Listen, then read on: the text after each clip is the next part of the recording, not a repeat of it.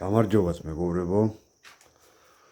დღეს მინდა ვისაუბრო საბეკონე ჯიშის ღორებზე, კერძოდ დიუროკებზე, რომლებიც 9 თვიანაც ყავს სახში ეს ახალი სადგომია მათთვის, რა ვიცი, და მინდა რომ ერთმანეთში აზრი გავცვალოთ, ხელი შევუწყოთ საქართველოში კარგი ჯიშებია რო ვატყობ, გამრავლებას ძალიან ბევრი არის მომრავლებული ჩვენს ქვეყანაში, ჩვენ დასაკეთილდღეოდ და მინდა რომ კიდევ რა ვიცი რა, ჩემი გამოცდილებაც დავდვა და თქვენც ერთმანეთს გაუზიაროთ აზრები რა.